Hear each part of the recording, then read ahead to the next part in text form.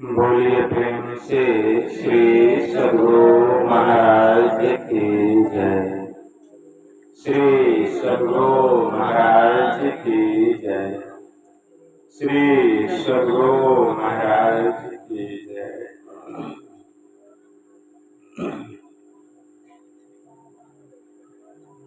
नमामि अमित ज्ञान रूपं कृपावलं अगम बोधदाता सुबुद्धि निधि विशालं क्षमाशीलयति धीर गंभीर ज्ञानम् धर्म कील गृहधीर समधीर ध्यान जगत त्राणकारी आधारी उदारम भगत प्राण रूपं दयावुन्न पारम्। नमो सतगुरुम ज्ञान दाता सुस्वामी नमामि नमामि नमामि नमामि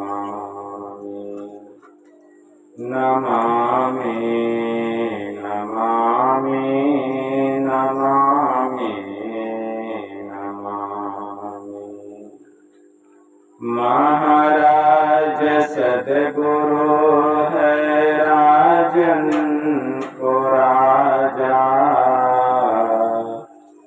है जिनकी कृपा से सर्व काजा भने में ही सोई परम गुरु नमामि नमामि नमामि नमामि नमामि नमामि नमामि नमामि नमामि। श्री सद्गुरु महाराज की जय।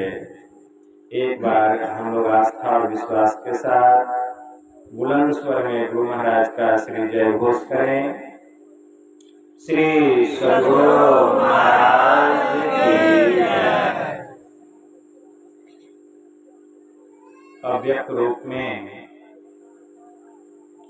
परमाराध्य संत सद्गुरु महाराज के पावन कमल चरणों में बारंबार नमन।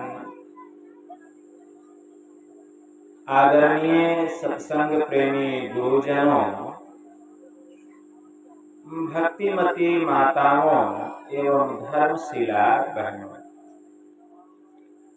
आप लोगों को सर्वविदित हो चुका है कि यह संतमत सत्संग का आयोजन हमारे परलोकवासी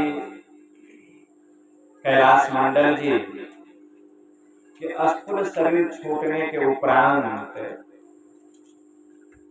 उस दिवंगत आत्मा के परम कल्याण के लिए उनके सुपुत्रों ने हमारे किशोर बाबू, नंद किशोर बाबू और सुनील बाबू और समस्त घर परिवार के लोगों ने मिलजुल कर बड़े ही हर्षोल्लास के साथ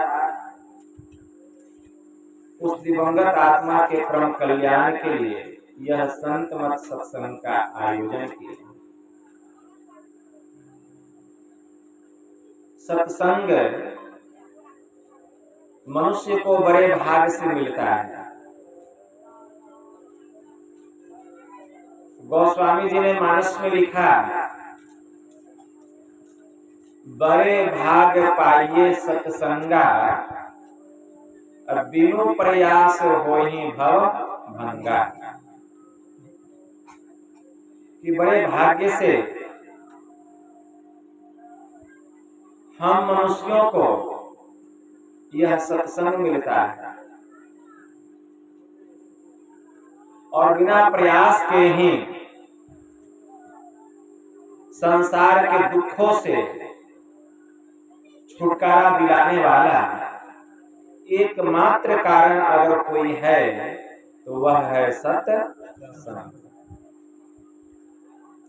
इसीलिए गोस्वामी जी ने लिखा, देहि सत्संग निज अंग, भव भंग कारण शरण शोकहारी। कि हे प्रभु, अगर आप मुझे कुछ देना चाहते हैं तो मुझे सत्संग दीजिए, क्योंकि यह जो सत्संग है यह आपका निज अंग है।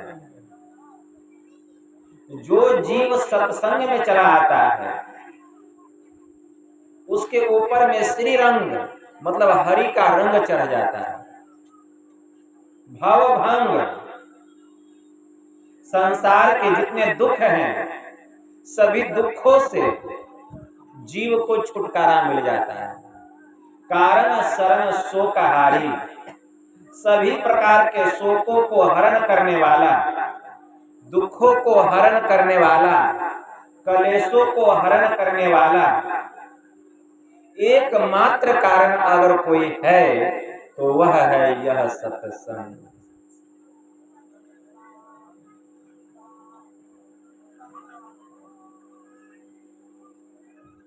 सत्संग सुनने मात्र से जीव का परम कल्याण हो जाता है।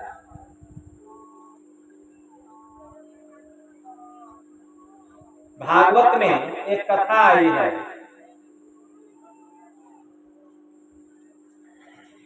अमरावती नदी के किनारे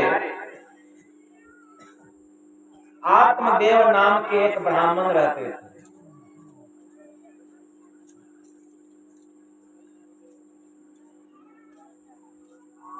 उम्र ढलती जा रही थी, बूढ़े होने को आ चले, लेकिन एक भी उनको औलाद नहीं हुआ। आस पास पड़ोस के सब लोग उनको निपुत्र कहते थे। बेचारे ब्राह्मण देवता बड़े सरल प्रवृत्ति के थे, सरल स्वभाव था उनका। सभी से एक ही बात का ताना सुनते सुनते वे तंग आ गए और उन्होंने निर्णय कर लिया कि इस बेइज्जती से तो अच्छा है कि मैं अपनी आत्महत्या करूं। ऐसा मन में विचार करके वे जंगल की ओर चल दिए और सोच लिए कि आज पेड़ पर चढ़ जाऊंगा, उसी से नीचे कूद के अपना प्राण गवा दूंगा। उसी जंगल से एक सिद्ध महापुरुष आ रहे थे और आत्मदेव ब्राह्मण जा रहे थे। उस सिद्ध महापुरुष की नजर पड़ गई उस ब्राह्मण देवता पर। देख करके समझ गए यह ब्राह्मण बहुत परेशान है, बहुत चिंतित है। वे सिद्ध महात्मा कहते हैं कि हे ब्राह्मण देवता, आप जंगल में क्यों जा रहे हैं? ब्राह्मण देवता कहते हैं कि हे महात्मा, क्या बतलाऊं, अब बूढ़ा होने को चल दिया हूं, एक भी औलाद नहीं है। आस पास पड़ोस के जितने लोग हैं नाना प्रकार की बातें करते हैं, मैं उन बातों को सुनते सुनते तंग आ गया हूं। अब इस बेइज्जती से तो अच्छा है कि मैं अपने जीवन का ही अंत कर दूं। इसलिए आज मैंने निर्णय ले लिया है कि मैं अपनी आत्महत्या कर लूंगा। वे सिद्ध महात्मा कहते हैं कि हे ब्राह्मण देवता, आप ब्राह्मण हैं, क्या आपको नहीं पता कि आत्महत्या करना महापाप है? आत्महत्या करना महापाप है। इसीलिए इसके बारे में सोचना भी आपके लिए पाप है।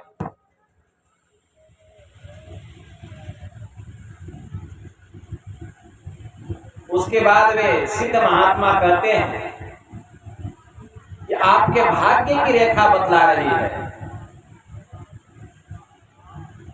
कि एक जन्म कौन कहे, 7 जन्मों तक आपके भाग्य में औलाद का सुख नहीं है।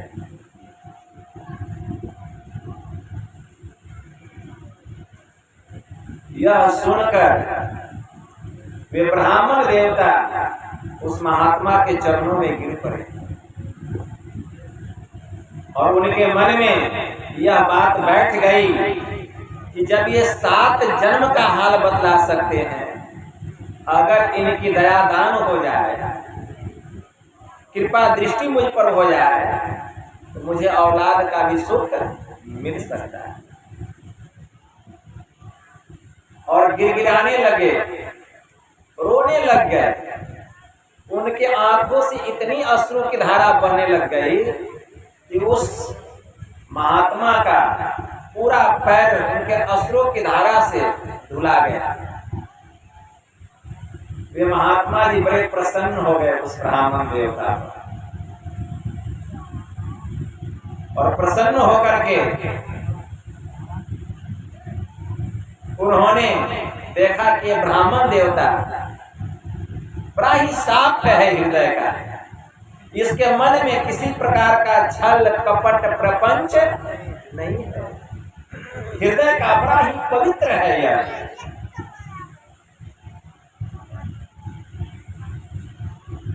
उसकी पवित्रता को देखकर, उसकी शुद्धता को देखकर, उसकी सरलता को देखकर, उसकी पात्रता को देखकर उस सिद्ध महात्मा को दया आ गई। और जब दया आ गई तो कहा गया है कि जो न करे लकीर सो करे फकीर। देखिए, आप लोग चहल पहल नहीं कीजिएगा, हम आप लोग से प्रार्थना करते हैं। मेरे प्रवचन में एकदम आवाज नहीं, उठ बैठ नहीं। हमको पंखे की भी जरूरत नहीं है। आप लोग सत्संग सुनने के लिए बुलाए हैं, सत्संग सुनिए, पंखा बंद कर दीजिए। आप लोग से प्रार्थना है, एकदम उठ बैठ नहीं कीजिए। तो मैं कह रहा था कि जो न करे लकीर सो करे फकीर। जो काम दवा से हो नहीं सकती सो दुआ से हो जाती है, और जब पूरे मुर्शिद मिल जाते हैं बात खुदा से हो जाती है। मंदिर में बुत पड़ी है, मस्जिद में सफल सफाई जी, अरे दिल दरगाह में देख रहे बंदे झलकत नूर खुदाई जी।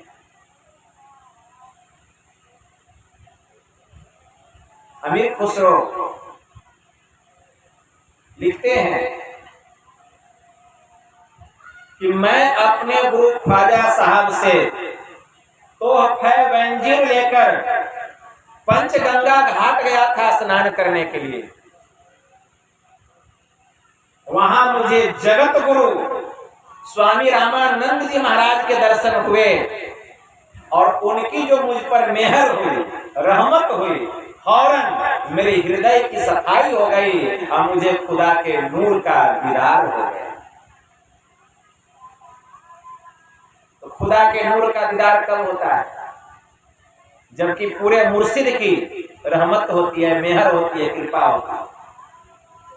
यहाँ भी इस सिद्ध महात्मा का उस ब्राह्मण देवता पर रहमत हो गई, कृपा हो गई, दया आ गई। क्यों आई दया? उसके हृदय की पवित्रता को देखकर, उसके अंदर के प्रेम को देखकर।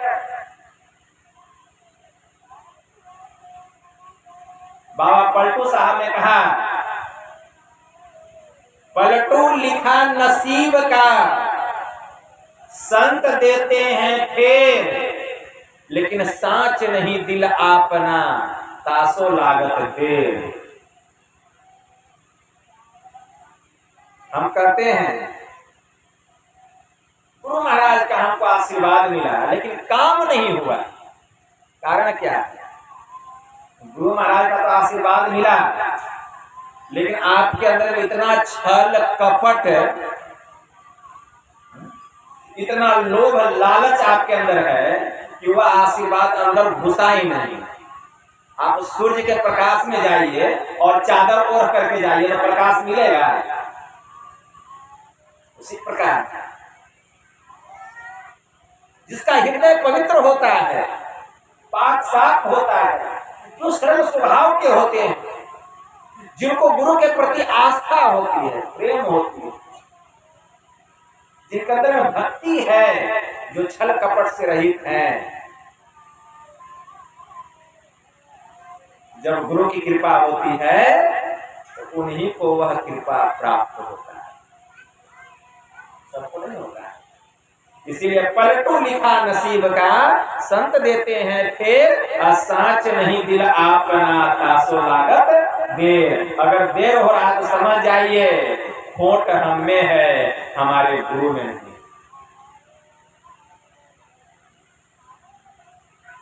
वह जो ब्राह्मण देवता थे, बड़े ही पाक साफ हृदय के, सरल थे, पवित्र थे, दया आ गई और वे सिद्ध महात्मा एक दिव्य फल देते, एक दिव्य फल देते उस ब्राह्मण देवता। यह ब्राह्मण देवता लो यह दिव्य फल, और अपनी स्त्री धुंधली को खिला देना। समय आने पर एक पुत्र का जन्म होगा। ब्राह्मण देवता को खुशी का ठिकाना न रहा, इतना खुश हो गए। अब आत्महत्या करने का जो विचार था वो हट गया, और जाते हैं अपने घर। उस दिन उनके घर पर धुंधली की बहन उससे मिलने के लिए आई थी।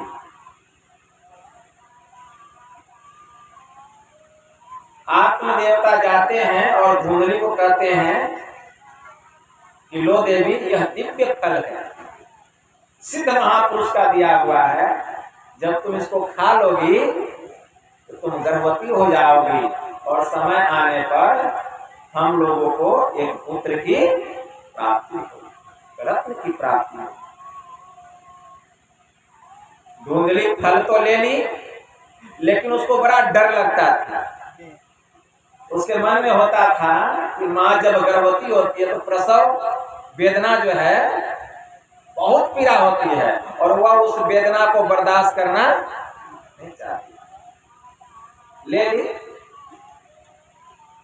और ले करके वह कहती है अपने बहन से कि बहन देखो, अगर कहीं मैं यह फल खा लूंगी तो मैं गर्भवती हो जाऊंगी, और प्रसव के समय कितनी वेदना होती है, वह पीड़ा मुझसे बर्दाश्त नहीं होती, इसलिए तुम ही कोई उपाय बतलाओ।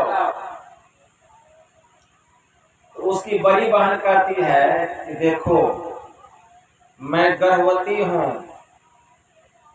ऐसा करो, यह जो फल है आंगन में जो गाय है तुम उसको खिला दो, और हमको जो भी हो जाए वह मैं तुमको ला करके दे दूंगी, या उसके बदले में तुम मुझे कुछ धन दे देना, क्योंकि मैं दरिद्र हूं, धन का बहुत अभाव है मेरे पास, आर्थिक स्थिति बहुत दयनीय थी उसकी बड़ी बहन की। दोनों में बात तय हो गई, और यह भी बात तय हो गई कि तुम भी अपने पति को परदेश भेज दो, और मैं भी अपने पति को परदेश भेज देती हूँ 1 साल के लिए,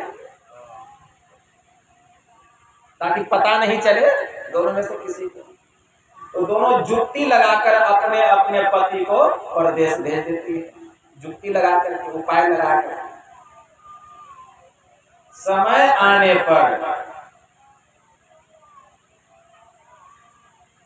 जो बहन थी वह एक पुत्र को जन्म देती है।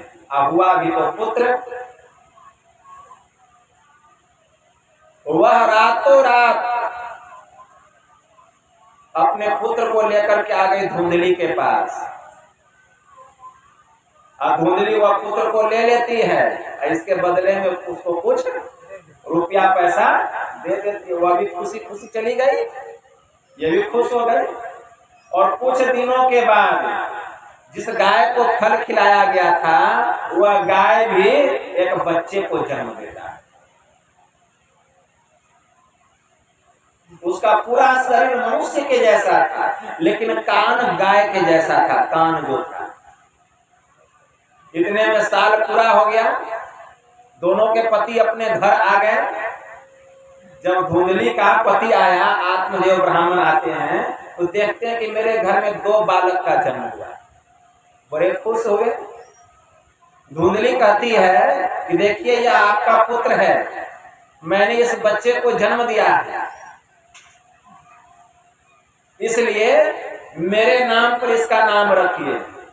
तो आत्मदेव ब्राह्मण जो थे उसका नाम रख दिया धुंधकारी। उसका नाम क्या पड़ गया? धुंधकारी।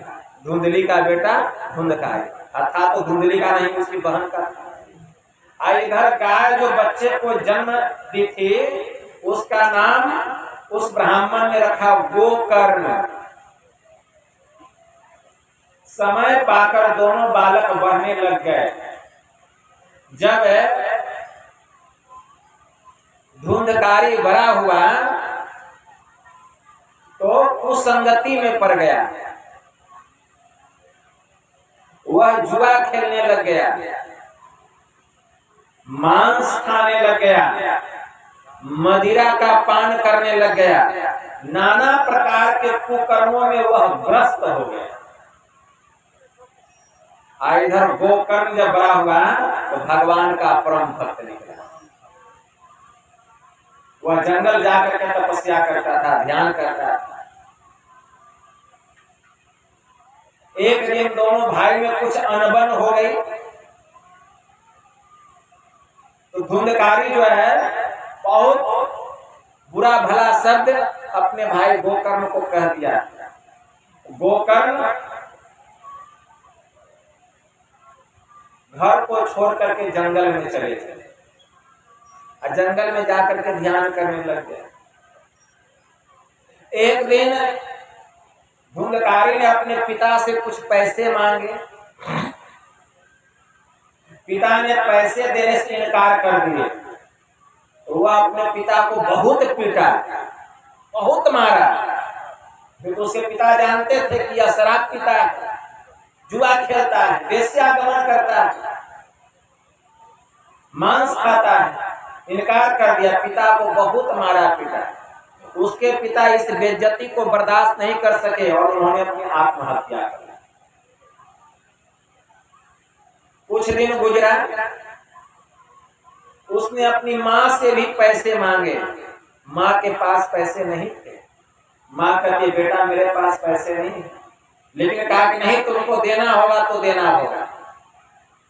माँ बेचारी क्या करती, हाँ नहीं। माँ को ये बहुत मारा पीटा और इतना ही नहीं, रस्सी से बांध करके अपनी माँ को जब पैसे नहीं दिए, उसके आंगन में कुआं था, उसी कुएं में डाल दिया। माँ को भी डाल दिया। माँ भी बेचारी मर गई। कुछ दिन हुए, धुंधकारी जो है वह बहुत सारी वेश्याओं को अपने घर में बुला करके शराब पी करके एकदम कुकर्म में लिप्त था, बेहोश खाट पर पड़ा हुआ था।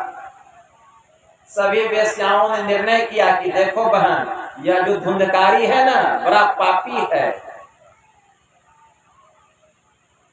यह इतना बड़ा पापी है कि अपने देवता समान भाई को बुरा भला कहा तो वह घर छोड़ के चला गया। यह इतना बड़ा पापी है किसने अपने पिता की हत्या की, भाई यह पापी ही नहीं महापापी है। इतना बड़ा महापापी है कि अपने माँ तक को यह नहीं छोड़ा, उसकी हत्या करके कुएं में डाल दिया। इसीलिए आज अच्छा मौका मिला है। मदिरा पी करके बेहोश पड़ा है, क्यों ना हम सब मोटे रस्से से खटिया को बांध दे इसको सहित और कुएं में डाल देते हैं। इसका नाम सत्य हो जाए। तो सब वेश्याओं ने मिल करके, जो वह घाट पर एकदम बेहोश सोया हुआ था मदिरा का पान करके, एक मोटे रस्से से बांध करके उस खटिया को कुएं में डाल दिया। धुंधकारी उसी में तरफ तरफ करके मर गया। जरा विचार कीजिए, धुंधकारी ने जीवन में कभी ध्यान किया था, कभी सत्संग किया था? कभी नहीं किया। धुंधकारी मरने के बाद प्रेत बन गया। जो जीवन में न कभी ध्यान किया है, न सत्संग किया है और न ही गुरु की सेवा की, जो अपने माता पिता को मारता है, पीटता है, जो मदिरा का पान करता है, जो मांस का भक्षण करता है, जो जुआ खेलता है, जो वेश्यागमन परिस्त्री गमन करता है, याद रखिए ऐसे व्यक्ति का जब शरीर छूटता है तो उसका जीव प्रेत की योनि में चला जाता है। बाबा कबीर ने बड़ा अच्छा कहा, दीवाने मन भजन बिना दुख पई हो, पहला जन्म भूत का पई हो, 7 जन्म पछतई हो, कांटे पे ले पानी पई हो, प्यासन ही मरी। दीवाने मन भजन बिना दुख पई।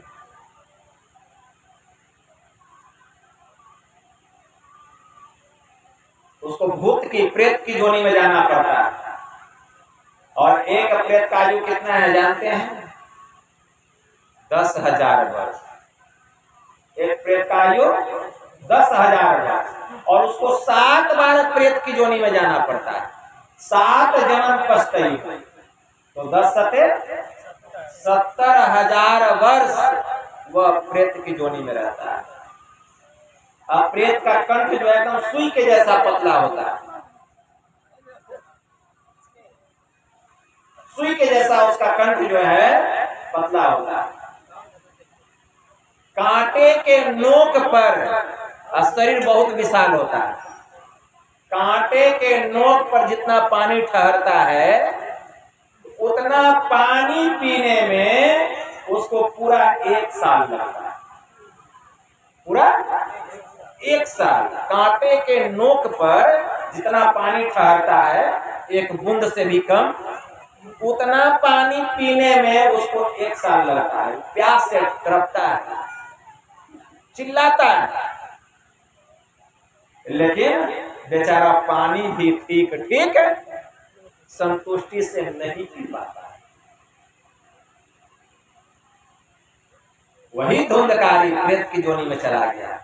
गोकर्ण जंगल में बैठ करके ध्यान कर रहा था।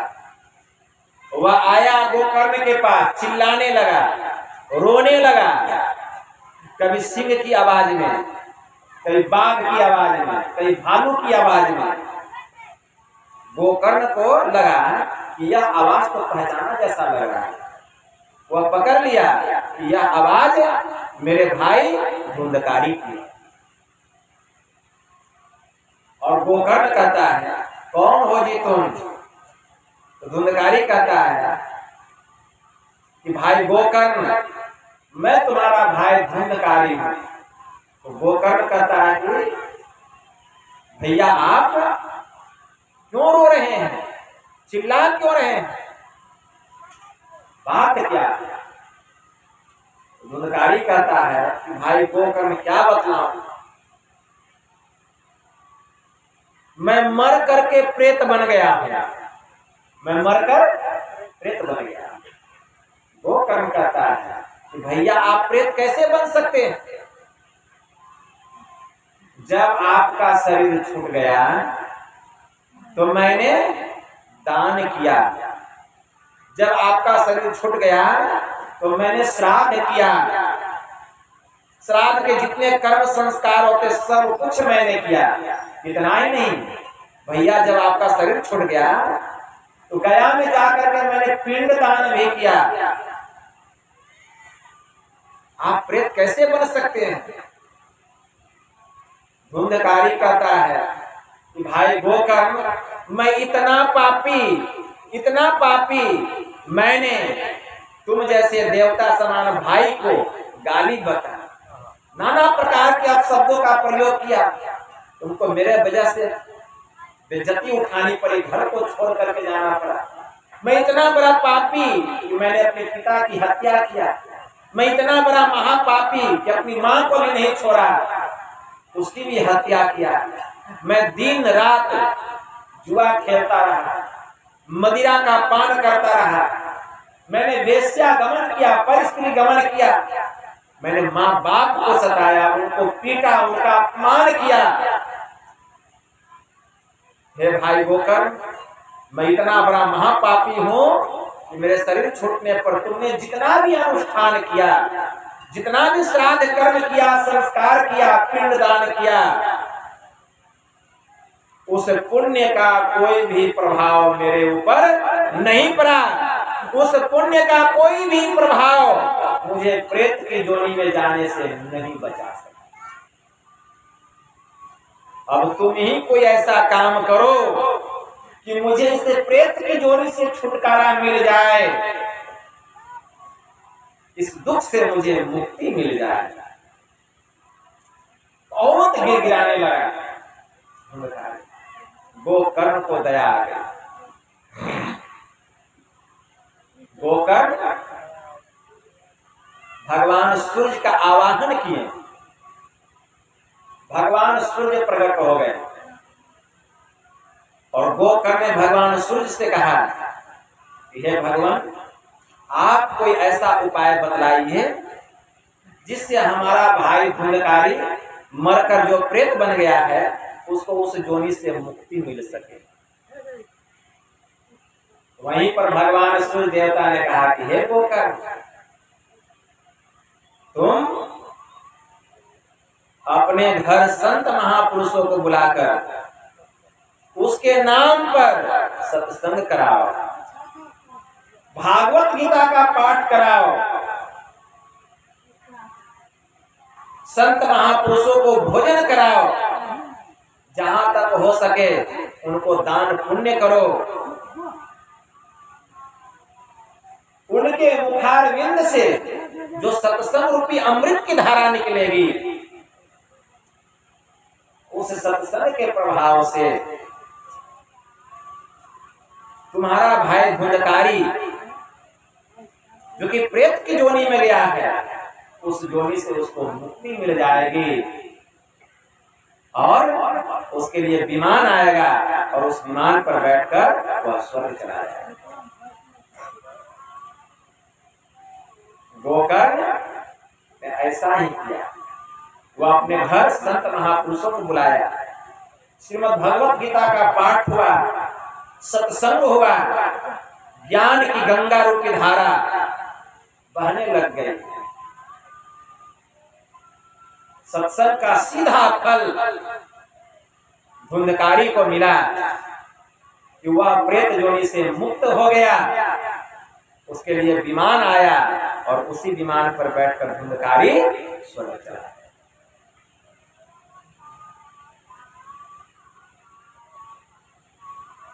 सोचिए, इसीलिए भगवान श्री राम ने कहा, बड़े भाग पाइए सत्संगा, बिनु प्रयास होई भव। तो धुंधकारी कौन प्रयास किया? कुछ प्रयास किया था, कुछ प्रयास किया धुंधकारी, लेकिन बिनु प्रयास होई भव भंगा, उसका कल्याण हो गया। इसलिए सत्संग का बड़ा महत्व है, बड़ा महत्व है।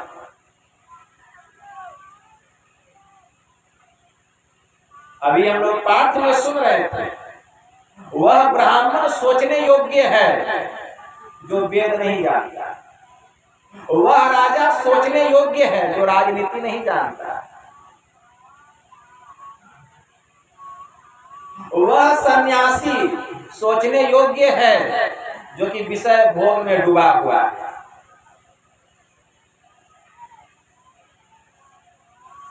कौन कह रहे हैं? महर्षि वशिष्ठ मुनि कह रहे हैं। किसको कह रहे हैं? भरत जी को कह रहे हैं कि वह ब्राह्मण सोचने योग्य है जो कि वेद नहीं जानता। फिर वह ब्राह्मण कैसा है? भगवान शिव जी ने माता पार्वती से स्पष्ट शब्दों में कहा।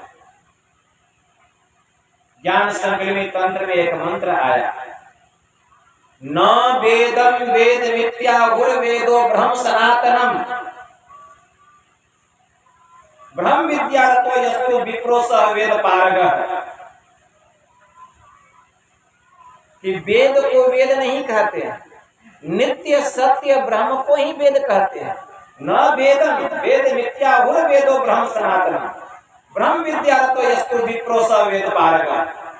कि वेद को वेद नहीं कहा गया, नित्य सत्य ब्रह्म को ही वेद कहा गया। और ब्रह्म ज्ञान में निरत व्यक्ति को ब्राह्मण और वेद पारदर्शी कहा गया। जो ब्रह्म ज्ञान में निरत है वही ब्राह्मण, उसी को वेद पारदर्शी में कहा गया है। भगवान शिव जी ने योग सिद्धोपनिषद में ब्रह्मा जी से कहा, ईरा तिष्ठति वामेन पिंगला दक्षिणेन तो तयोर मध्य प्रमस्थानम यस्वेद स वेदवितः।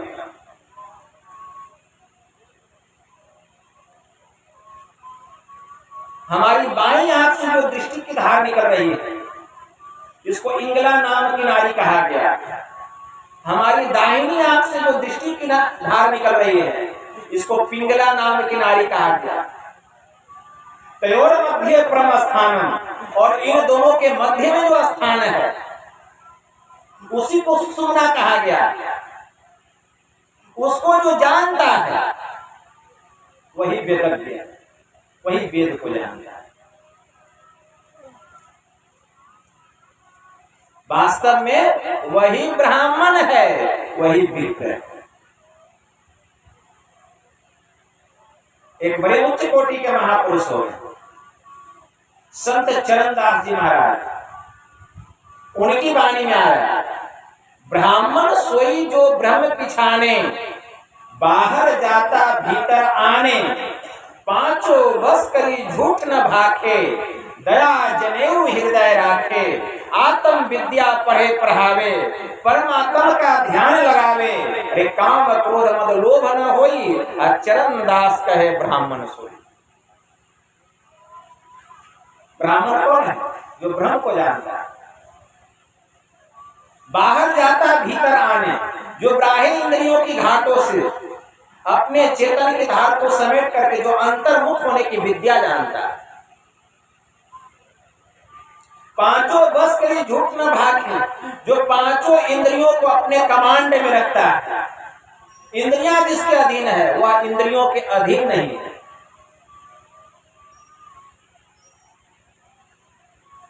दया जनेऊ हृदय, जो अपने हृदय में दया रूपी जनेऊ को धारण करता है। आत्म विद्या पढ़े पढ़ावे, जो अपनी आत्मा को जानने के लिए नित्य अंतः साधना करता है और आत्मज्ञान प्राप्त हो जाने पर पढ़ावे, वह आत्मज्ञान का प्रचार करता है, ब्रह्म ज्ञान का प्रचार करता है। काम क्रोध मद लोभ न होई चरण दास कहे ब्राह्मण सोई। जो कामनाओं का त्यागी है, जिसके अंदर में कामना नाम का लवलेश मात्र ही नहीं है, जिसके अंदर में किसी प्रकार का क्रोध नहीं है, किसी प्रकार का लोभ नहीं है। बाबा कबीर ने कहा, कामी क्रोधी लालची इनसे भक्ति न होए, अब भक्ति करे कोई सूरमा जाति वर्ण कुल होए। काम क्रोध मद लोभ की जब तक रहे घट में खान, क्या पंडित क्या मूर्खा दोनों एक समान। तो काम क्रोध मद लोभ न होई चरण दास कहे ब्राह्मण, वह ब्राह्मण है। संत पलटू साहब की वाणी में आया,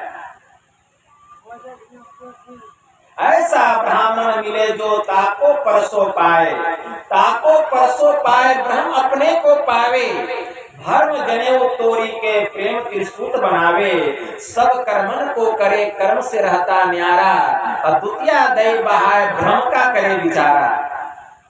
ज्ञान दिवस में शयन मोह रजनी में जागे, पार ब्रह्म भगवान ताही घर भिक्षा मांगे, चेतन दई जगाए भ्रम की गांठी खोले, करे गायत्री गुप्त शब्द ब्रह्मांड में बोले, पलटू तजे 18 सहस्त्र व्रत वे जाए, अरे ऐसा ब्राह्मण मिले जो ताको परसों पाए। ऐसे ब्राह्मणों की पूजा करनी चाहिए, उसी को ब्राह्मण कहा गया। वह राजा सोचने योग्य है जो राजनीति नहीं जानता। भगवान श्री राम के बाण से रावण धरा पर धराशायी हो गया। अभी उसका प्राण छूटा नहीं था, जीवात्मा उसके शरीर से निकला नहीं। भगवान श्री राम लक्ष्मण जिसे कहते हैं, देखो भाई लक्ष्मण, हम दोनों अयोध्या जाएंगे, राजा बनेंगे। राजपाट के लिए राजनीति का होना बहुत जरूरी है। इसीलिए रावण जो है वह बड़ा ही राजनीतिज्ञ है, बहुत बड़ा वह राजनीतिज्ञ है। इसलिए तुम जाओ, उससे कुछ राजनीति की बातें सीख करके आओ। तो भगवान की बात सुनकर लक्ष्मण जी रावण के पास गए और कहते हैं कि रावण, तुम हमको राजनीति की कुछ बातें सिखाओ। रावण कहता है, आपको मेरे पास कौन भेजा है? तो लक्ष्मण जी कहते हैं, प्रभु श्री राम ने मुझे आपके पास भेजा है राजनीति की बात सीखने के लिए। तो रावण कहता है कि लक्ष्मण, दुनिया की ऐसी कौन सी नीति है जिसको कि वे नहीं जानते? दुनिया की ऐसी कौन सी नीति है जिसको प्रभु नहीं जानते हैं, राम नहीं जानते हैं, जो कि उन्होंने तुमको मेरे पास भेजा है? लेकिन फिर भी इस दास के मुख से कुछ अगर सुनना चाहते हैं तो जाइए, उनको भी बुला करके लाइए, तब मैं राजनीति की बात सुना। तो लक्ष्मण जी गए, प्रभु श्री राम को भी अपने साथ लेकर के आए। रावण कहता है कि प्रभु, दुनिया की ऐसी कौन सी नीति है जिसको आप नहीं जानते? फिर भी अगर आप मेरे मुख से कुछ सुनना चाहते हैं तो भगवान ध्यान से सुनिए। राजनीति की बात यही है कि जो शुभ कर्म है, नीति की बात यह है कि जो शुभ कर्म है जितना जल्दी हो सके उसको कर लेना चाहिए, और जो अशुभ कर्म है उसको आज कल करते करते, टाल मटोल करते करते हमेशा के लिए टाल देना चाहिए। जैसे प्रभु, जब मैं स्वर्ग से आ रहा था तो रास्ते में मुझे नरक दिखाई दिया, तो उसमें जीव चित्कार कर रहे थे, चिल्ला रहे थे, क्योंकि जमदूत जो है उनको नाना प्रकार की यातनाएं दे रहे थे। कैसी कैसी यातनाएं नरक में। कहीं कहीं पर एक बहुत बड़े कड़ाही में तेल खौल रहा है और उसमें जीव को डाल करके एकदम फुलौरी की तरह उसको फुलाया जा रहा है, और फिर उसको वो चिल्ला रहा है, रो रहा है, क्योंकि वह नरक है, वह मरता नहीं है, क्योंकि नरक में यातनाएं होती हैं, उसको दंड मिलता है। उसको वहां से निकाल करके एक बहुत बड़ा भट्ठा है आग का, उसमें तावा है, और उसी तावे पर उसको लिटाया जाता है, और खून से लपेटा हुआ तीर है, उसी तीर से उसको भोंका जाता है, और फिर भोंक करके फिर आग में तपाया जाता है। उस उसके बाद गर्म बालू है, उसी बालू में उसको नचाया जाता है। इन सब यातनाओं को देख करके मेरा कलेजा सिहर उठा। मैंने सोचा कि मैं धरती से स्वर्ग तक जाने की सीढ़ी बना लूं, ताकि किसी जीव को नरक में जाना भगवान यह काम मैं कर सकता है। लेकिन आजकल करते करते टाल मटोल करते करते यह शुभ काम मैं नहीं कर सका। भगवान, जब मैं इस मृत्यु लोक पर आया तो मैंने देखा कि सागर का जो जल है वह हरा है, नमकीन है। मेरे मन में आया कि इसको क्षीर में बदल दूंगा, और ऐसा मैं कर सकता, लेकिन यह भी शुभ काम मैं नहीं कर सकता। प्रभु, जो काम करना चाहिए वह तो किया नहीं, किया क्या? मैंने आपकी अर्धांगिनी माता सीता का अपहरण करने जैसा जघन्य अपराध किया, और उसका परिणाम आप सामने देख रहे हैं कि मैं आपके हाथों मारा गया। इसीलिए प्रभु, नीति की बात यही है कि शुभ काम जितना जल्द हो कर लेना चाहिए, क्योंकि पता नहीं यह शरीर कब छूट जाएगा। पानी का सा बुलबुला यह तन ऐसा होए, अब पीव मिलन को ठानिए रहिए न परी सोए, रहिए न परी सोए बहुरी न मनुखा देही, आपन ही में खोज मिले तब राम स्नेही, हरि को भूले जो फिरे सहजो जीवन छार, असुखिया तब ही होवेगा जबकि सुमिरेगा करता। तो भगवान, नीति की बात यही है कि शुभ काम जितना जल्द हो कर लेना चाहिए, और जो अशुभ काम है आजकल करते करते टाल मटोल करते करते हमेशा के लिए टाल देना चाहिए। यही नीति की बात।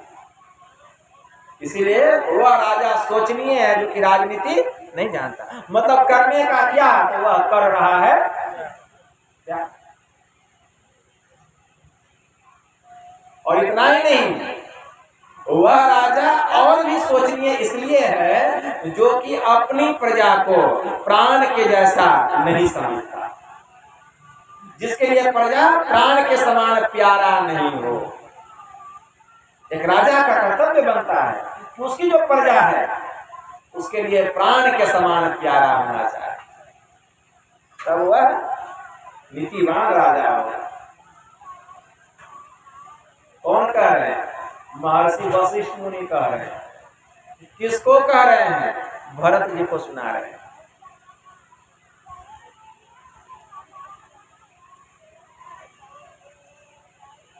वह सन्यासी सोचने योग्य है जो कि तप को छोड़ करके वह विषय भोग में डूबा हुआ है, विषय भोग में डूबा हुआ है। एक तपस्वी को एक सुंदरी की सुंदरता पर बड़ा ही मोह हो गया। एक तपस्वी को एक सुंदरी की सुंदरता पर बड़ा मोह हो गया, आसक्त हो गया वह तपस्वी। वह सुंदरी जान गई कि यह तपस्वी मेरी सुंदरता पर मोहित हो गया, आसक्त हो गया।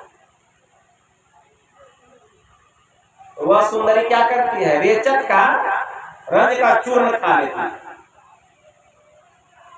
जिससे उसको बहुत दस्त होने लग गया। रंज का चूर्ण खा ली, बहुत दस्त होने लग गया। और जब वह तपस्वी आया तो देखता है इसका शरीर दुबला पतला हो गया। अब शरीर में वह सुंदरता नहीं है, वह आकर्षण नहीं है, चमड़ा सिकुड़ गया है, इसके चेहरे की चमक समाप्त हो गई है। तो वह स्त्री उस तपस्वी से कहती है कि जिस सुंदरता पर आप मोहित हो गए थे, आकर्षित हो गए थे, वह सारी सुंदरता इस कमरे में पड़ी हुई है। जाइए जाकर के देख लीजिए। तो जब वह तपस्वी उस कमरे में गया तो केवल वहां पेशाब पखाना उसको दिखाई दिया, उसको ज्ञान हो गया, ज्ञान हो गया। तो वह तपस्वी सोचने योग्य है जो कि तप को छोड़कर, ध्यान को छोड़कर विषय भोग में डूबा हुआ है।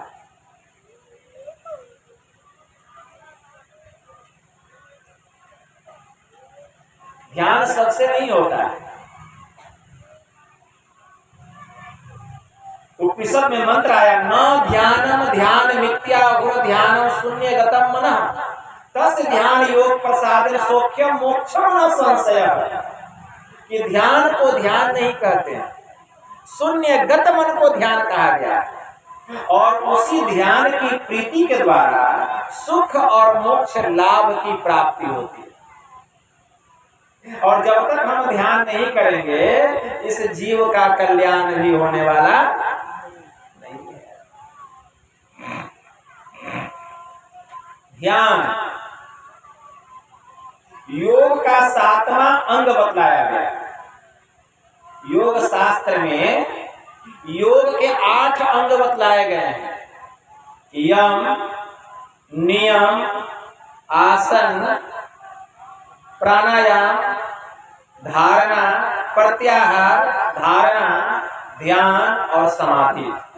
ये 8 अंग बतलाए गए। यम के भी 5 अंग बतलाए गए। सत्य, अहिंसा, अस्तेय, अपरिग्रह और ब्रह्मचर्य। सत्य मतलब हमें सत्यवादी होना चाहिए, सत्य धर्म का पालन करना चाहिए। अगर हम साधना में आगे बढ़ना चाहते हैं, ध्यान में आगे बढ़ना चाहते हैं, तो हमें सत्यवादी होना पड़ेगा, सत्य धर्म का पालन करना पड़ेगा। अहिंसा, किसी जीव को दुख नहीं देना, किसी जीव की हत्या नहीं करना, यहां तक कि हमारे मन से भी कोई ऐसा पाप न हो जाए जिससे कि उनके हृदय को कष्ट पहुंच जाए, यह भी हिंसा हो जाएगा। अगर मन से भी किसी के प्रति हम बुरा सोच लिए तो यह भी हिंसा हो गया। इसीलिए सत्य, अहिंसा, अहिंसा धर्म का पालन करना।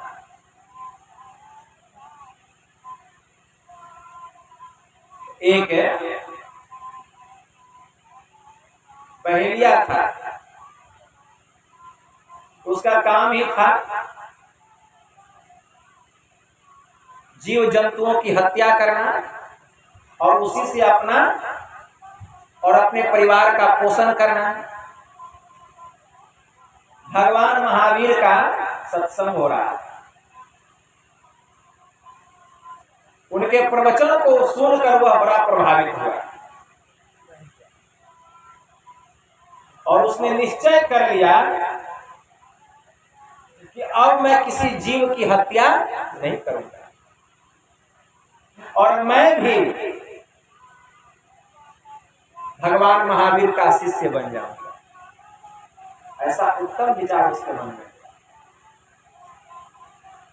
लेकिन वह सोचने लगा, फिर मेरा और मेरे परिवार का पोषण कैसे होगा?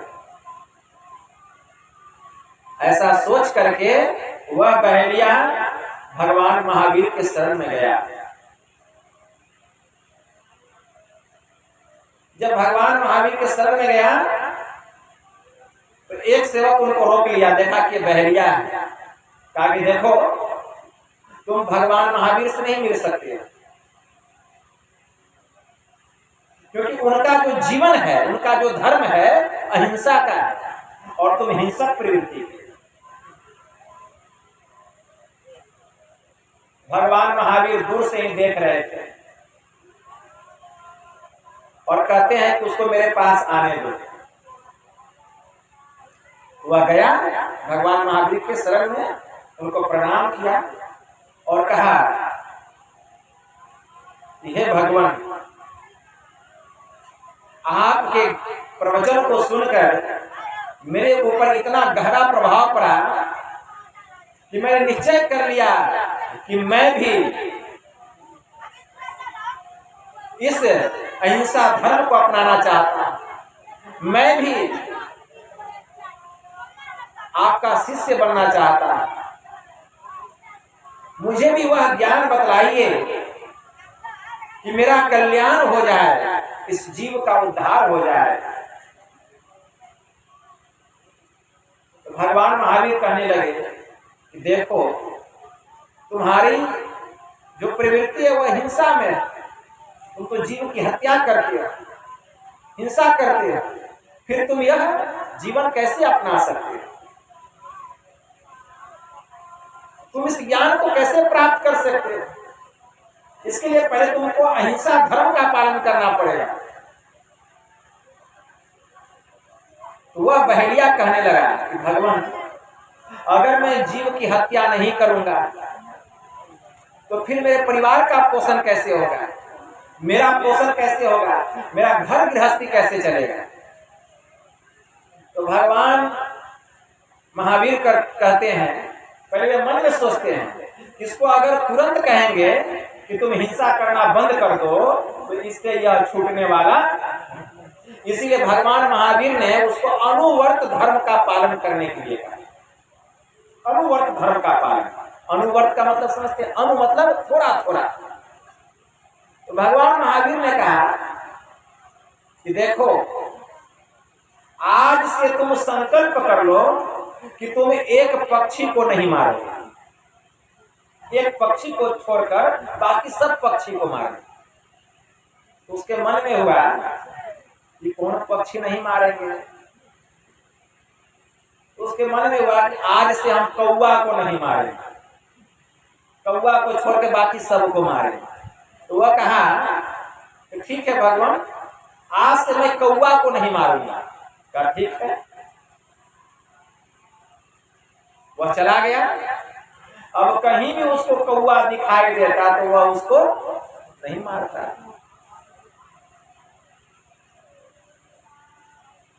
कुछ दिनों के बाद वह फिर भगवान महावीर के पास आया। कहा कि भगवान, आपने मुझे कहा था कौवा को नहीं मारना, तो मैंने कौवा को मारना बंद कर दिया।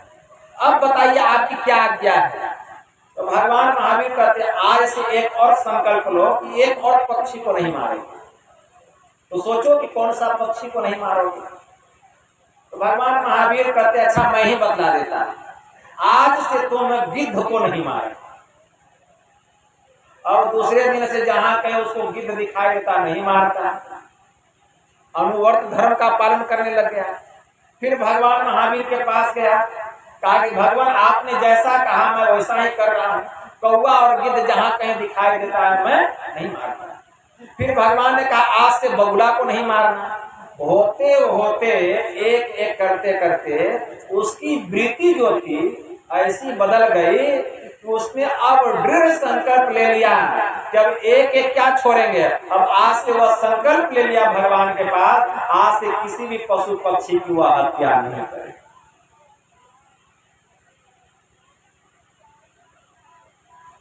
तो भगवान ने कहा, वाह, तब तुम्हारा और तुम्हारे परिवार का पोषण कैसे होगा?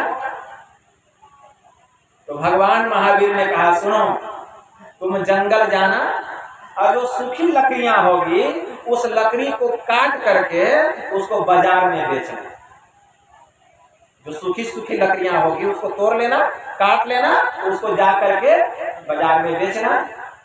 भगवान की आज्ञा हो गई। वह सूखी सूखी लकड़ियां तोड़ लेता और बाजार में जाता बेचने के लिए। और जब वह लकड़ी बेचने लग गया तो वह जितना पशु पक्षी की हत्या करता था उससे भी उतना मुनाफा नहीं होता था जितना कि लकड़ी बेच करके उसको होने लग गया। लकड़ी बेच के होने लग गया, बहुत मुनाफा होने लग गया, बहुत पैसा आने लग गया उसको, उसका घर परिवार अच्छा से चलने लग गया। पुनः भगवान महावीर के पास आया और कहा कि भगवान, आपने जैसा कहा मैं वैसा ही कर रहा हूं। मैं सूखी लकड़ियों को जंगल से तोड़ लेता हूं, काट लेता हूं और उसको जाकर के बाजार में बेचता हूं। और भगवान क्या बतलाऊं, पशु पक्षी की हत्या करके भी उतना हमको मुनाफा नहीं होता था जितना कि लकड़ी को बेच करके मुझे मुनाफा हो रहा है और मेरा घर गृहस्थी भी बहुत अच्छा से चल रहा है। मतलब वह अनुवर्त धर्म का पालन करते करते एक दिन वह पूर्ण रूपेण अहिंसक बन गया। भगवान महावीर ने कहा, अब तुमको मैं प्रेक्षा ध्यान की वह क्रिया बता दूंगा। भगवान महावीर प्रसन्न होकर के उसको प्रेक्षा साधना की विधि बतला दिए, ब्रह्म विद्या बतला दिए। वह भगवान महावीर का शिष्य बन गया। और शिष्य ही नहीं बना, वह युक्ति जान करके, वह ब्रह्म ज्ञान पा करके वह जब जंगल लकड़ी काटने जाता वहीं पर बैठ जाता ध्यान करके, जब उसको समय मिलता। और ध्यान करते करते उसकी जो सूरत थी, उसकी सूरत की, उसकी रूहानी की तरक्की हो गई। सूरत की चढ़ाई हुई। दृष्टि की दोनों धार आज्ञा चक्र 10वें द्वार में जाकर के स्थिर हो गई। अंधकार का मंडल उसका कट गया और साधना करके वे बहुत बड़े आचार्य हुए और उनका नाम पड़ा आचार्य तुलसी। उन्हीं का नाम पड़ा आचार्य तुलसी। उनकी वाणी में आया, वे कहते हैं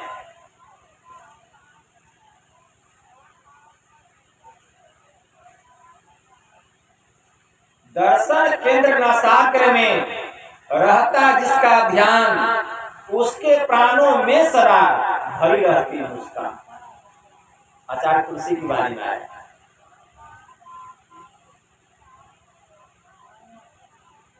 उच्च कोटि के महापुरुष हो गए। उसी प्रकार हमें अहिंसा वर्त धर्म का पालन करना पड़ेगा, हिंसक प्रवृत्ति को त्याग करना पड़ेगा। तो सत्य अहिंसा मतलब हमें अहिंसक बनना पड़ेगा। एक बहेलिया देखिए अहिंसक बन गया। अस्ते मतलब चोरी नहीं करना, चोरी नहीं करना पड़ेगा। अपरिग्रह आवश्यकता से अधिक वस्तुओं का संचय नहीं करना। और ब्रह्मचर्य मतलब ब्रह्मचर्य व्रत का पालन करना पड़ेगा। भगवान महावीर की वाणी में आया, ब्रह्मचर्य से हीन व्यक्ति कैसा है जानते हो? जैसे कि टूटा हुआ धनुष। जैसे टूटे हुए धनुष पर बाण नहीं चढ़ाई जा सकती, ठीक उसी प्रकार ब्रह्मचर्य से हीन जिसका जीवन है उस पर सुरत रूपी बाण टिक नहीं सकता, निशाना कहां से लगेगा। इसलिए आत्मशोधक पुरुषों के लिए शरीर का श्रृंगार, पौष्टिक स्वादिष्ट भोजन और स्त्री पुरुषों का संसर्ग, ये सब तालपुट विष के समान महान ज्ञान है। जो व्यक्ति निष्कपट होता है उसी की आत्मा शुद्ध होती है, और जिसकी आत्मा शुद्ध होती है उसी के पास धर्म ठहर सकता है। जैसे घी से सींची हुई अग्नि पूर्ण प्रकाश को प्राप्त करती है, ठीक वैसे सरल और शुद्ध साधक जो होते हैं वे परम निर्वाण पद को प्राप्त करते हैं। तो ब्रह्मचर्य व्रत का पालन करना है। तो ये यम के 5 भाग बतलाए। नियम के भी 5 भाग हैं। शौच, संतोष, तप, स्वाध्याय और ईश्वर प्राणिधान। शौच मतलब पवित्रता से हमें रहना चाहिए। शौच का मतलब होता है पवित्रता। बहुत लोग ऐसे होते हैं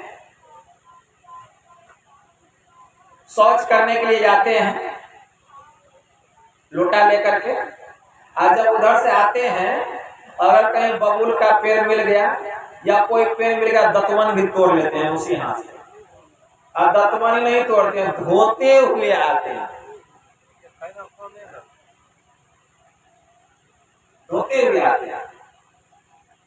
इन सब पर ध्यान देना पड़ेगा। माताएं और बहनें जब भोजन पकाती है तो वह बैठ जाती है कैसे, चुपू मुपू बैठ जाती है, और बेलन ले लेती है और चौकी जिस पर रोटी बेला जाता है बेल लेती है, और फिर देखती है कि अभी रोटी खुला नहीं है, अभी पक रहा है, बस बेलना को पैर के ऊपर रख लेती है। इन सब पर ध्यान देना पड़ेगा। बहुत माताएं और बहनें जब भोजन पकाती है, सब्जी पका रही है, वह क्या करती है, अपने आंचल जो लटकता है, आंचल जो लटकता है वह क्या करती है, दोनों ओर से दबा लेती है, दांत से दबा लेती है बायां तरफ करके, और एकदम छोलनी से सब्जी एकदम इधर उधर कर रही है, और फिर जो है उसी हाथ से छूती है, पानी देती है, और भोजन क्या हुआ, पवित्र हुआ क्या पवित्र हुआ। ये सब पर ध्यान देना पड़ता है। जब हम शौच करके आए तो अच्छे से अपने हाथ को धोना चाहिए, मिट्टी से या साबुन से। तो ये सब पर ध्यान रखना पड़ेगा। शौच इसी को कहा गया। संतोष, जो मिल जाए उसी में संतुष्ट रहिए। बाबा कबीर ने क्या कहा, रूखा सूखा खाई के और ठंडा पानी पी, और देखी बिरानी चूपरी मतलब चावे जी। कबीरा साईं मुझको सूखी रोटी दई, और चुपड़ी मांगत मैं डरूं कहीं रूखी छीन न लई। इसमें जो मिल जाए उसी में संतोष कीजिए। तप मतलब तप कीजिए, तप करना चाहिए। बिना तप का कुछ मिलने वाला नहीं है। और सबसे बड़ा तप क्या जानते हैं, बाबा कबीर ने कहा, सांच बराबर तप नहीं और झूठ बराबर पाप, और जाके हृदय सांच है ताके हृदय पाप। सत्य से बड़ा कोई तपस्या ही नहीं है, और झूठ से बड़ा कोई पाप। इसीलिए झूठ मत बोलिए। स्वाध्याय मतलब सदग्रंथों का पाठ कीजिए, नित्य प्रतिदिन स्तुति कीजिए, विनती कीजिए, नित्य प्रतिदिन कीजिए। और ईश्वर प्राणिधान, और एक ईश्वर में अपने चित्त को लगा करके रखें। एक ईश्वर मतलब एक ईश्वर की भक्ति कीजिए। बहुदेव उपासी नहीं बनिए। गुरु महाराज की वाणी में आया, एक सर्वेश्वर पर ही अचल विश्वास, पूर्ण भरोसा तथा अपने अंतर में ही उनकी प्राप्ति का दृढ़ निश्चय रखना। सदगुरु की निष्कपट सेवा, सत्संग और दृढ़ ध्यानाभ्यास, इन पांचों को मोक्ष का कारण समझना चाहिए। एक ईश्वर में अपने चित्त को लगा करके रखें। एक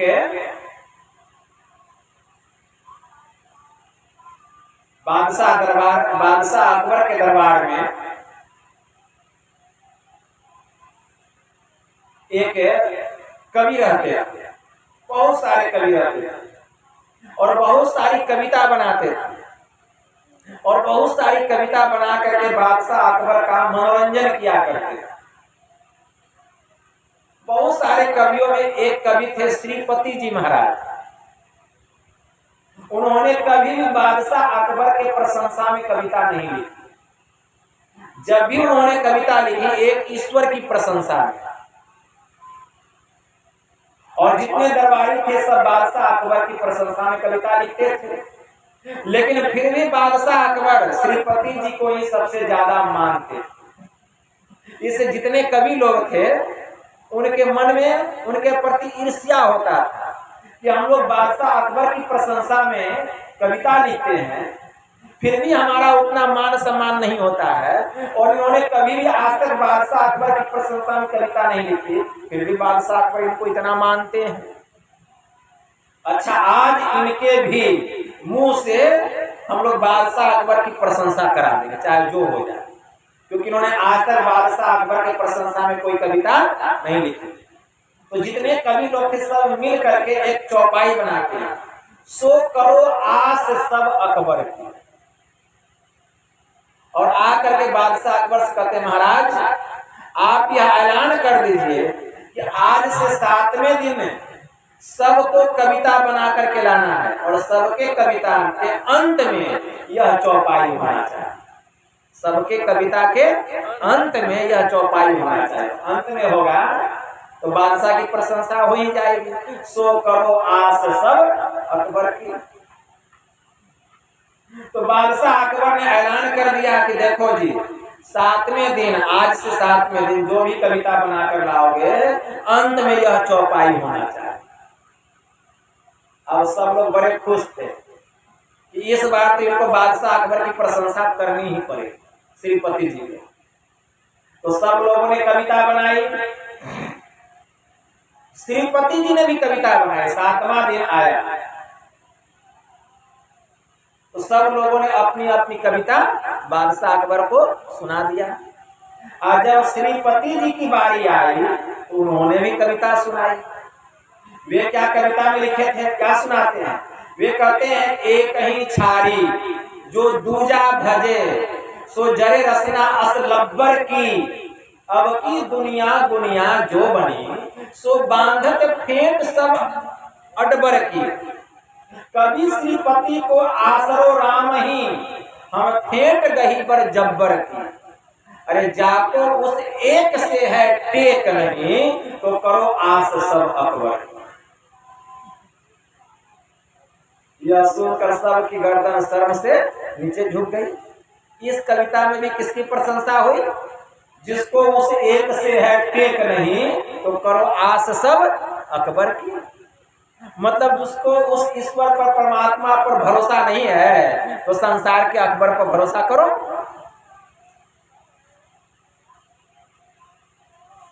इसीलिए ईश्वर प्राणिधान, एक ईश्वर पर अपने चित्त को लगा करके रखें, क्योंकि जो ईश्वर कर सकते हैं वह कोई नहीं कर सकते। जितने देवी देवता हैं सब परमात्मा के बनाए हुए, उनके पास जितनी शक्तियां हैं सब ईश्वर के द्वारा प्रदान की हुई है। सब देवी देवता मिल करके जो शक्ति हमें देंगे या जो काम करेंगे वह अकेले परमात्मा कर देंगे। सब देवी देवता मिलकर जो हमको नहीं दे सकेंगे अकेले ईश्वर दे देंगे। इसलिए एक ईश्वर की हमें भक्ति करनी चाहिए। जो एक ईश्वर की भक्ति करता है, जो एक ईश्वर पर निष्ठ हो जाता है, उसके जीवन में कभी अनिष्ट नहीं होता। तो ये नियम के भी 5 भाग बताए गए। आसन, यम का तीसरा अंग बताया गया। योग शास्त्र में योग का तीसरा अंग आसन। हमारा आसन पवित्र होना चाहिए। जिस स्थान पर हम आसन लगाएं वह स्थान समतल होना चाहिए, उबड़ खाबड़ नहीं होना चाहिए। हमारा आसन मोटा नहीं होना चाहिए, गद्देदार नहीं होना चाहिए, पतली आसनी होनी चाहिए। ऊस की हो तो बहुत अच्छी है, और नहीं तो जूट की आसनी होनी चाहिए। जूट का बोरा देखते हैं, नहीं तो कंबल की आसनी होनी चाहिए, पतली कंबल की।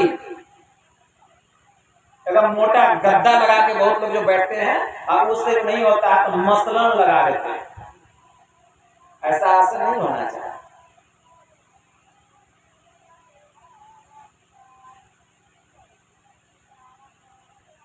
तो यम नियम आसन प्रत्याहार प्राणायाम। प्राणायाम का मतलब क्या था? प्राण का आयाम करना, मतलब प्राण को बस में करना, प्राण को काबू में करना। इसके लिए वायु को अस्थिर करना पड़ता है। जो हठ योगी होते हैं ना, वे प्राणायाम की क्रिया करते हैं, लेकिन राजयोगी ऐसा नहीं करते हैं। प्राणायाम की साधना जो है आप से आप हो जाती है और अभ्यासी को इसका पता नहीं चलता है। सांडियोपनिषद में एक मंत्र आया,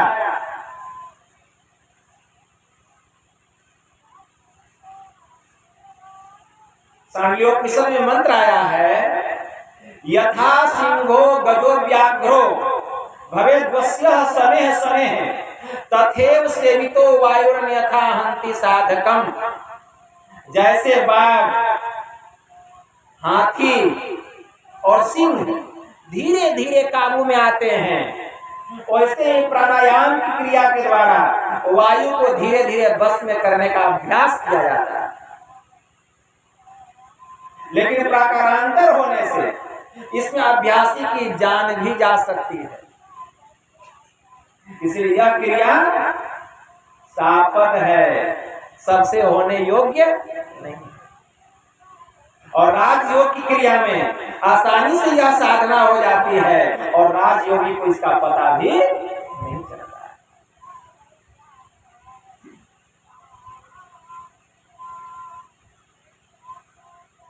प्राणायाम की क्रिया में रेचक, पूरक और कुंभक की साधना होती है।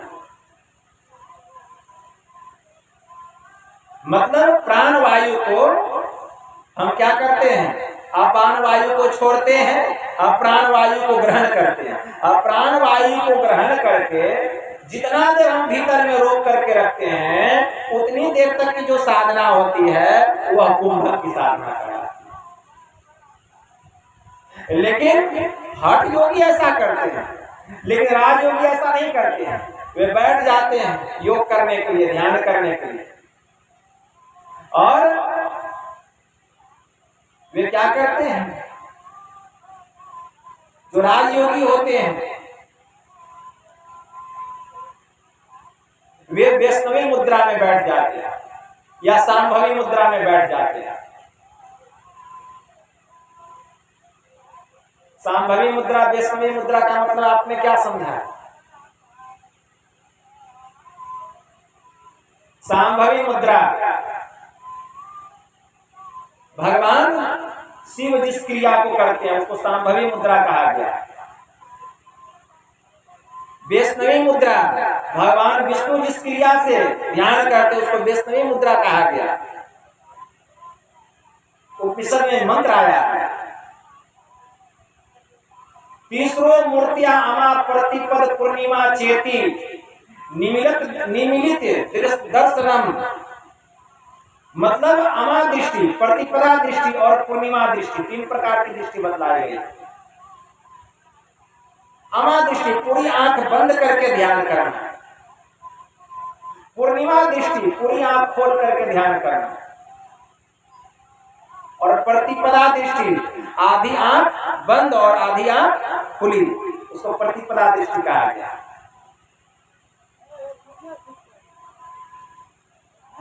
तो सांभवी मुद्रा कहिए, वैष्णवी मुद्रा कहिए, एक ही मुद्रा है जिसको हम लोग दृष्टि योग की साधना कहते हैं। तो दृष्टि योग की साधना में जब हम करते हैं तो दृष्टि की दोनों धार एक करने के लिए गुरु इंगित स्थान पर मन को टिका करके रखते हैं। गुरु इंगित स्थान पर मन को टिका करके रखते हैं, गुरु निर्दिष्ट स्थान पर। इसके लिए शरीर को एकदम सीधा रखना पड़ता है। हमारा धड़, मस्तक और गर्दन एक सीधी रेखा में रहना चाहिए, 90 डिग्री के कोण पर। दोनों हाथ को तर ऊपर गोद में रखते हैं और दोनों आंखों को बंद करके शरीर में जरा सा भी हिल डोल नहीं होना चाहिए। अगर मच्छर और मक्खी तंग करे तो हम लोगों को एक पतली चादर से अपने शरीर को ढक लेना चाहिए। और जब बैठ जाएं तो बैठ गए, अब कब उठेंगे यह नहीं सोचना है। इसको करने के पहले कुछ मोटी उपासना कर लेनी चाहिए। चाहे आप सांभवी मुद्रा में बैठिए या वैष्णवी मुद्रा में बैठिए, लेकिन इसके पहले कुछ मोटी उपासना कर लेनी चाहिए। वह मोटी उपासना क्या है? मानस जप और मानस ध्यान, यह मोटी उपासना।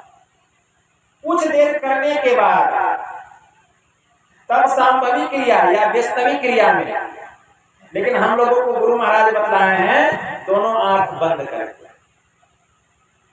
अमादृष्टि, अमादृष्टि, दोनों आंखों को बंद करके। तो दोनों आंख बंद है, यह भी वैष्णवी मुद्रा है, यह भी सांभवी मुद्रा है, क्योंकि हमारा लक्ष्य एक होना चाहिए। गुरु निर्दिष्ट स्थान पर मन को टिका करके केवल वहां देखना है, कुछ करना, केवल देखना है। और वहां टकटकी लगा करके देखना चाहिए। मन वहां से भागेगा, मन वहां से भागेगा। जितना बार मन वहां से भागे, मन को समेट समेट कर वहां लगाना चाहिए। गुरु महाराज की वाणी में आया, जहाँ जहाँ मन भग जाए, ताही तह तह से तत्क्षण फेरी फेरी ले आइए और लगाइए ध्येय में आपन। ऐसे ही करी प्रत्याहार धारणा धारण धरी के, अरे हारे में ही और आगे बढ़िए, चढ़िए धर धारा धरी। इसी को प्रत्याहार कहा गया। प्राणायाम के बाद प्रत्याहार, यह प्रत्याहार जो जो मन में विचार उत्पन्न हो सबको खाते चले जाएंगे, लेकिन मन को वहां टिका करके रखिए। बार बार प्रत्याहार करते करते मन बार बार भागेगा, मन को बार बार समेट करके समझाकर बुझाकर वहां लगाते, बार बार लगाते लगाते मन की धारणा हो जाएगी। मतलब मन का भागना अब बंद हो जाएगा, धारणा हो जाएगी। और कुछ काल तक वहां मन की धारणा हो जाए तो वहां गहराई होगी। क्या होगा? गहराई होगी। इसी को योग का छठा अंग धारणा कहा गया। धारणा से गहराई होती है। और जब मन वहां ठहरने लग जाएगा, टिकने लग जाएगा, तब हमारी सूरत उसमें धंसने लग जाएगी। सूरत क्या होगी? उस अंधकार के केंद्र में धंसते चले जाएगी। जो दीवार जितना मोटा होता है उसमें कांटी ठोकिए तो कांटी उसके घुसने में उतना अधिक समय लगता है, उतना अधिक समय लगता है। तो यह जो अंधकार है कितना मोटा है? यह हमारा पाप है। यह अंधकार जो पाप है। तो सूरत उसमें धंस रही है। धंसते धंसते मन जहां रहेगा वहां दृष्टि रहेगी, जहां दृष्टि रहेगा वहां मन रहेगा। दृष्टि की दोनों धार सरसराती हुई आएगी और वह अंधकार का पर्दा फट जाएगा। और जैसे ही अंधकार का पर्दा फटेगा, वहीं पर आज्ञा चक्र नाम का छठा चक्र, वह ज्योतिर्मय बिंदु प्रकट हो जाएगा। श्री सद्गुरु महाराज। अंधकार का नामो निशान। दृष्टि योग अभ्यास अति ही करत कंपनी सहज ही छूटे, प्रौर होवे सूरत, अरे तिल दरवाजा टूटे नजर की जोर से, अरे हारे में ही लगे टक टकी खूब जोर बड़ जोर से। दूसरी जगह गुरुदेव लिखते हैं, क्षेत्र क्षर अक्षर के पार में परमालौकिक जे है, में ही अंतर्वृत्ति करके निस्विन भजहु ते, युग दृष्टि की एक तीक्ष्ण नोक से अचीरी तेजस बिंदु, और सुनो अंतरनाद ही लखो सूर्य तारे बिंदु। ज्योति मंडल की सैर झकाझक झांकिए, तिल बिग जुगनू ज्योति टकाटक ताकिए, होत बिज्जू उजियार, अरे नजर फिर न रहे, अरे हारे में ही, अरे सूरत कांपती रहे, अरे ज्योति दृढ़ क्यों गए। महाराज की वाणी है। साधन में पली जाए, अति ही गंभीर हो, या तन शुद्धि नहीं रहे, धीर बलबीर सो सांझ भोर दिवस रहे, कछु जानत नाही, अरे हाँ रे में ही बाहर जरवत रहे, माही चेतन से। बाहर में यह जड़ शरीर बैठा हुआ है, लेकिन सुरत भीतर भीतर चलती है।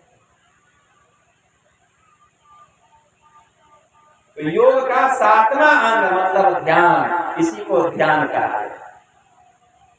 यहाँ ध्यान लग गया, अंधकार से प्रकाश मंडल में चले गए। और फिर योग का 8वां अंग समाधि। जब अंधकार से प्रकाश मंडल में जाएंगे तो स्वाभाविक है कि समाधि लग जाएगी, समाधिष्ट हो जाएंगे। तो जब तक ध्यान ठीक नहीं होगा, ज्ञान होने वाला नहीं है। क्या बिना ध्यान का ज्ञान होता है? गुरु महाराज की वाणी है, गुरु बिनु ध्यान नहीं और गुरु बिनु ज्ञान नहीं। मैं ही न गुरु बिना आने उपकारी हो भाई, गुरु महाराज की वाणी है। इसलिए भगवान बुद्ध ने अपने भिक्षुओं से कहा था, ऐ भिक्षुओं ध्यान कर, कहीं बेपरवाही के बदले तुझे नरक में आग का धधकता हुआ गोला मुंह में न निगलना पड़े, और जलते समय चिल्लाकर यह न कहना पड़े कि हाय यह दुख है। अरे ज्ञान बिना ध्यान नहीं है और ध्यान बिना ज्ञान नहीं है। जिसमें ज्ञान और ध्यान दोनों है वही तो निर्वाण के समीप है। और उन्होंने यह गाथा कही, नथी ध्यानम अपयस पैया, नथी अध्यायतो यमी ध्यान अच पैया, च सवे निब्बान संति के। प्रज्ञा विहीन को ध्यान नहीं होता, अध्यान नहीं करने वाले को ज्ञान नहीं होता। जिसमें ज्ञान और ध्यान दोनों है वही तो निर्माण के समीप है। अत्ता ही अत्तनो नाथो को ही नाथो प्रोसिया, अत्तना वसुदंते नाथे लभते दुर्लभम। कि मनुष्य अपना स्वामी आप है, उसका मालिक दूसरा कौन हो सकता है? जो अपने को खूब काबू में रखता है एक दिन वही दुर्लभ मालिक को प्राप्त करता है। और वह दुर्लभ मालिक कौन है? परमात्मा। तब जीव को मुक्ति मिलता है, तब जीव का परम कल्याण। और यह काम मरने के बाद नहीं होता है, जीते जी होता है।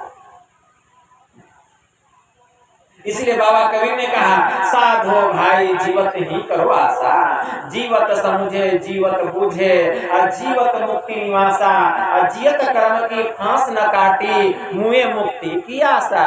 तन छोटे जीव मिलन कहत हो, यह सब झूठी आशा। अरे अबहु मिला है सो तबहु मिलेगा, नहीं तो जमपुर बासा। और दूर दूर ढूंढे मन लोभी, मिटे न गर्व तरासा। असाध संत की करे न बंदगी, कटे न कर्म की फांसा। सत गहे सतगुरु को चिन्हे, सतनाम विश्वासा। कहे कबीर साधन हितकारी, अरे हम तो साधन के दासा। साधो भाई जीवत ही करो आशा। इसलिए मुक्ति मुक्ति सब कोई कहे, मुक्ति कहो कहाँ पाइए जी, मुक्ति को हाथ और पांव नाही, किस भांति सेतु दिखलाइए जी। अरे ज्ञान ध्यान की बात बूझिए, या मन को खूब समझाइए जी। अरे पलटू मुँह पर किन्ह देखा, जीवत ही मुक्त हो जाइए। इसलिए जीते जी मुक्ति को प्राप्त करो, ये नगद सौदा है। मरने के बाद कौन देखा है? उधार सौदे के फेरे में मत रहिए। इसी शरीर से यह काम होगा। भगवान शिव जी ने भी ब्रह्मा जी से कहा था कि पिंड पाते या मुक्ति है, सा मुक्ति तो मन्यते, देहे ब्रह्मत्व में आते जलानम सिंधु में था, अनन्यता यदा याति तदा मुक्तः सह उच्यते। मरने पर जो मुक्ति होती है वह मुक्ति नहीं है। अरे मुक्ति तो वह है जबकि जीव ब्रह्मत्व को प्राप्त कर लेता है, जबकि जीव ब्रह्म दशा को प्राप्त कर लेता है। जैसे लवण जल में घुलकर एक में एक हो जाता है, उसी प्रकार यह जीवात्मा जब परमात्मा में मिलकर एक में एक हो जाता है, उससे भिन्न नहीं रहता, अभिन्न हो जाता है। इस दशा में जीव की मुक्ति होगी। इसीलिए हम लोग जब तक ध्यान नहीं करेंगे इस प्रकार की मुक्ति मिलने वाली। तो कहने के लिए तो बहुत बात थी, लेकिन समय का भी एक तगादा है, समय सीमा को देखते हुए काम करना चाहिए। तो यही थोड़ा सा मैं आप लोगों की सेवा में कहा। बस इतना ही कहकर गुरु महाराज के श्री चरणों में प्रेम पुष्प समर्पित करते हुए मैं अपनी वाणी को यहीं विराम देता हूँ और गुरु महाराज से यह प्रार्थना करता हूँ कि हे परमपिता परमात्मा, ऐसे पुण्यात्मा को, ऐसे जीवात्मा को जिसके दिवंगत स्थूल शरीर छूटने के उपरांत जिस दिवंगत आत्मा के परम कल्याण के लिए यह सत्संग घर परिवार के समस्त लोगों ने कराया, आप ऐसे जीवात्मा को अपने शरण में शरणागत रखें और पुनः उनको मनुष्य का शरीर प्रदान करें कि जहाँ से उनकी भक्ति छूटी हुई है पुनः वहां से वे अपनी भक्ति प्रारंभ करें। और आप लोग भी इतनी संख्या में अपना कीमती समय निकाल कर इस सत्संग में दिए तो सबसे बड़े पुण्य के भागी आप लोग। मैं गुरु महाराज से आप लोगों की प्रार्थना करता हूँ कि आपके जीवन के जो भी कष्ट हैं, जो विघ्न बाधाएं हैं, गुरुदेव उसका हरण करें और आपके मन की जो भी कामनाएं हैं गुरु महाराज उसको पूरा करें और ध्यान साधना में भी आप लोगों की उन्नति हो। बोलिए प्रेम से श्री सद्गुरु महाराज की जय।